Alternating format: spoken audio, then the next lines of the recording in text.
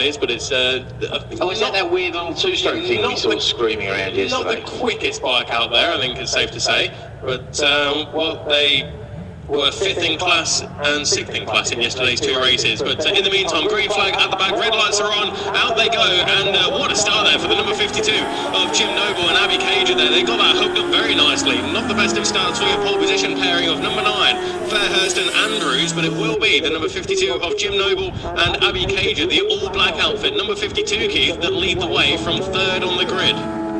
What an excellent start. They come across the top, and they were leading the way, but ducking down the inside as they go into Charlie's 2 there. I think that is the Lambert machine, the Dayglow machine there, of course, very easy to spot.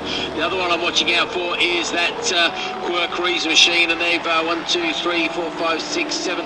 They're up to about 8th place, I think, mate. So they've actually made a flyer from their lowly grid position, and I think they'll be looking to claim a few more scalps before this race is over. Of course, they finished 2nd of the F1s and 4th overall in the first race yesterday. As they say, he didn't come out for the second one, but it is Greg Lambert. They have the distinctive Dayglow machine with Robin King in the chair this time, coming down the hill, and that very rapid starting Noble and Cager machine still follows them down. I think it might be McMahon and Andrews up next, not quite sure, as they go into the chicane, and watching everybody else come down the hill there.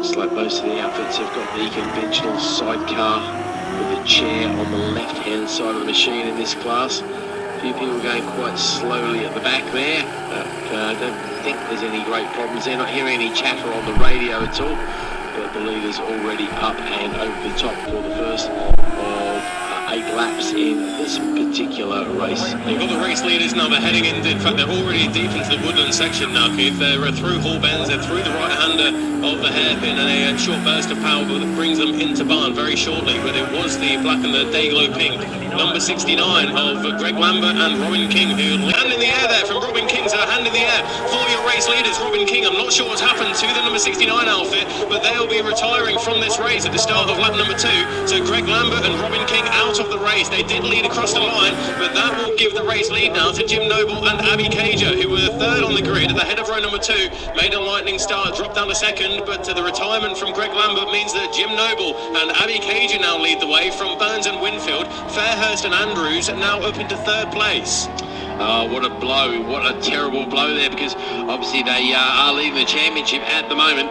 The good news for them, though, is they're leading the championship from Jamie Hanks and Jamie Kirk, and they did have a 40-point advantage coming into this particular rounds. The 3rd place team, though, Noble and Cager, they are going to be looking to capitalise on this. Obviously, got some more hands in the air here. One of the Bears outfits as well with a hand in the air. This is the rider with a hand in the air this particular time, I think. So it looks like we're losing a couple of people. I don't think this is well, I say that, actually, we've got the red flag, the rain flags are coming out, mate. The brollies are going up. So I wonder if this is not for Lambert, of course, because that is a retirement. There's no two ways about it. But I wonder if a few people are feeling the spots and just taking it easy because of that rain. Certainly we're going to see a big drop-off in the times. Have you got the first sector lap times as they go through that particular section at all, mate? Are any of them flashing up? Yeah, first sector times are coming through now. It looks like McMahon and Andrews may have lost a position to McVeigh and Rooney on that one. So the 127 drops down to 9th position overall behind the number 11. But it's a purple in sector number 1, as you'd expect on the first of the flying laps, from Jim Noble and Abby Cager. And they're going about 2.2 seconds quicker than Burns and Winfield behind, but Fairhurst and Andrews are going a second quicker than Burns and Winfield as well within that first sector. But it's very difficult to tell there on the first sector times, but here they come out of barn and across the start finish line now to complete lap number 2 of 8. So it is and Abby Cager who lead the way. Next up is the number 9, the ZX9 Kawasaki powered machine of your pole sitters Fairhurst and Andrews, who are in second now, ahead of Mark Burns and Cameron Winfield. Then it's Danny Quirk and Sharon Reeves, who have started all the way down on row number 8, Keith. They're up into 4th position overall, ahead of Hanks and Kirk. Knight and Knight up next. And that is your top 6 with McVeigh and Rooney, McMahon and Andrews, Saville and Formstone with McCain and Scorthorne, the first of the Bears, coming over the line now in 10th position overall, as we had said, ahead of the 128 of Hall and O'Neill. So that is your top 11 through. Okay, unfortunately, the 49 machine of Phil Jones and Kev Field, the Aprilia Hopper, that has retired down there at Mansfield, unfortunately, so we'll take no further part in this race. We've got the rain flags over this end of the circuit as well, Keith. Yeah. Looks like they're pretty universal around this circuit. I've certainly got them at the top of the hill there, coming out of Charlie's as well. I can't see any at the top end, but then I haven't got a great vision of that, so there may well be a flag up there that I just can't see it. Looking on the spectator banks coming around the chicane, I can only see one brolly there at the moment, so it's obviously not too heavy at all. Again, it's just those few light spots which we had before. I think we made the right decision with the earlier race with the Bemsy F1 F2s to keep the race going, even though a couple of drivers were asking to stop the race. And so the most notable one for me was Greg Lambert there with his hand in the air one moment and then winning the race the next moment. Quite a remarkable achievement, that one. Not got too many spots. Yeah, I'm getting a few more spots actually on the commentary box window at the back of me, but everybody's still circulating. Up the Bears outfit making up a place there. So yeah, definitely a trial by rain at the moment, I think. I don't think it's too heavy, but it's enough to give concern. Yes, Jim Noble and Abby Cager have just come across the line with the fastest lap of the race, purple in both sectors of a 1 minute 53.3. Second now is the number 54 of Danny Quirk and Sharon Reeves. Then it's the number 9 of Fairhurst and Andrews, ahead of the 14 of Burns and Winfield. So that is your top 4 all across the line now. In fact, number 14 Burns and Winfield lapping quicker than the number 9 outfit in front of them by half a second, and the gap is only a quarter of a second now, so we'll have to keep a close eye on the gap between Fairhurst and Mark Burns as well, the number 9 and the 14, as the 1-2-8 now comes across the line. That is Hall and O'Neill. We're already where are we now? Down the back straight, up towards the top end of the circuit for our race leaders. But that coming past you now there, Keith, I can see Danny Quirk and Sharon Reeves second overall. Yeah, and they're doing a great job, and there doesn't look to be any lack of adhesion coming off of Charlie's here. I'm watching the machines twitch, but not in that kind of twitchy wet weather way. It's more of a, I've got a little too much grip here, and that was the same for both the leaders and the second place outfits. And yep, Danny Quirk now powering through the gooseneck. Doesn't look to have any problems at all. Sharon Reeves hanging out of the outfit there. And then we've got that great battle for what is now third place. There's 4 outfits really trying to find an advantage there.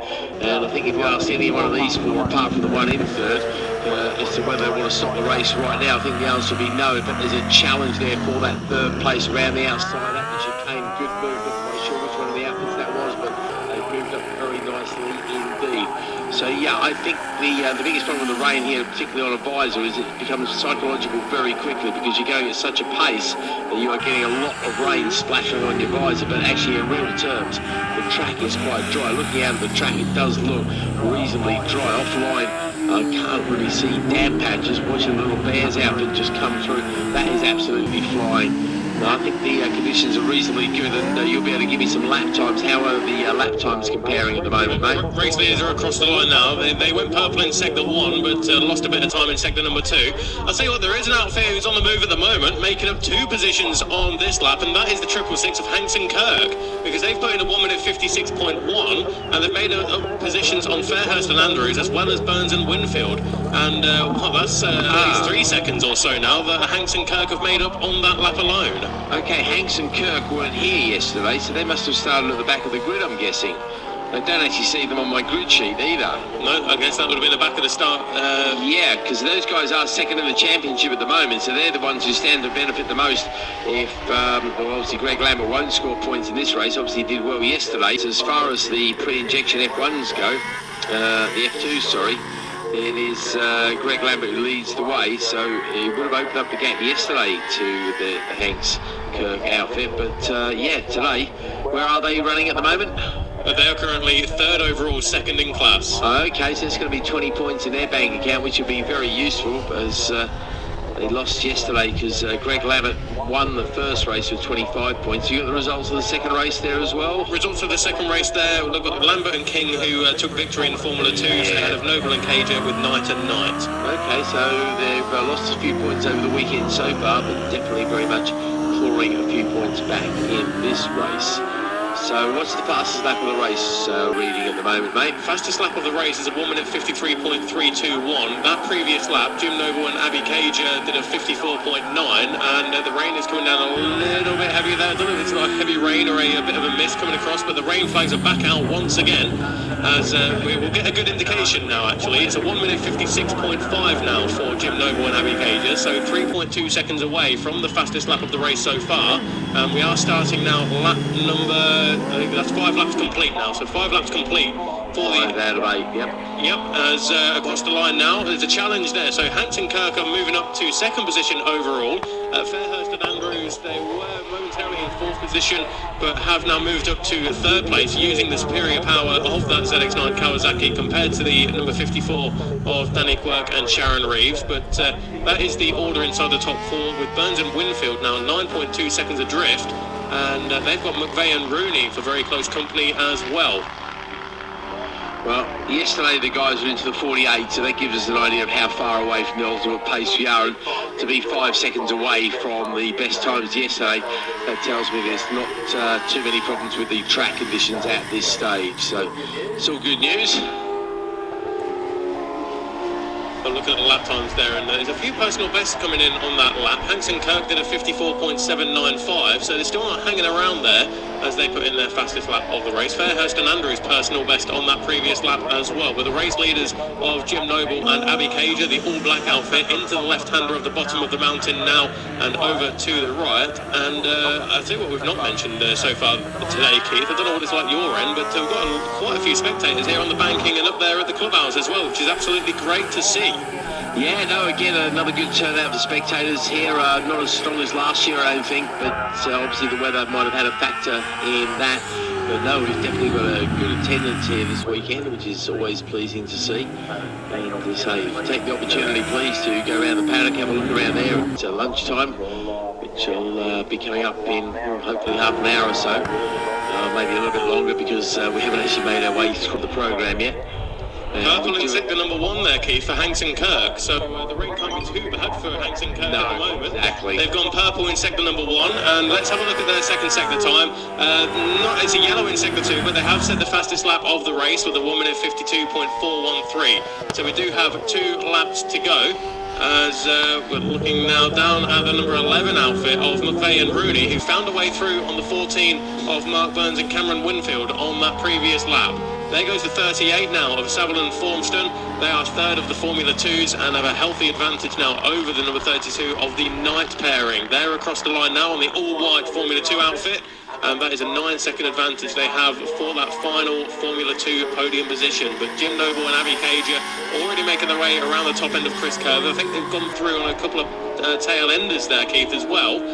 Yeah, tail enders are coming into play a little bit here. I'm seeing quite a few of them, which is watching James Hanks and Jonathan Kirk going through the Wakefield pairing. So I'm thinking that might be part of the famous Hanks family, because I'm pretty sure they're from up that way, if I remember rightly. And they're definitely having a good battle with somebody there as they work their way through the back markers. In fact, where were Hanks and Kirk on the last lap? Second overall, second. They were second overall, I was going to say, because I can see the Quirk and the Quirk and Reeves machine behind them now. I did wonder if they got past earlier, but still nonetheless a remarkable effort on that Vincent Power machine. And leaders are coming through in towards the barn now for what will be the penultimate time, because the last lap flag is now being readied. So this will be the end of lap number 7, starting the 8th and the final lap. And across the line now, Jim Noble and Abby Cager, that time a 1 minute 51.675. So green in sector 1, yellow in sector 2, but that somehow brings out the fastest lap of the race from Jim Noble and Abby Cager. So they're looking to open up their already strong advantage at the front of the race. And in fact, the fastest lap now goes to Fairhurst and Andrews of a 1 minute 50.5. Hanks and Kirk still there in second position. That is the battle on the track there, Keith. The one between Hanks and Kirk with the Formula 1, the big number 9 Kawasaki bearing down on them by a 0.9 of a second, Fairhurst and Andrews. Well, be interesting to see how they get on onto the straight we go there. And Hanks has got the outfit all over the place, trying to find a way past. Yep, looks like the extra herbs have worked out nicely at the end of the straight there. Looks like they've slid down the inside there. Again, some more back markers coming into play through out the field. I think everybody's encountering a back marker somewhere. I think the back markers might be getting some back markers here as well. As I think...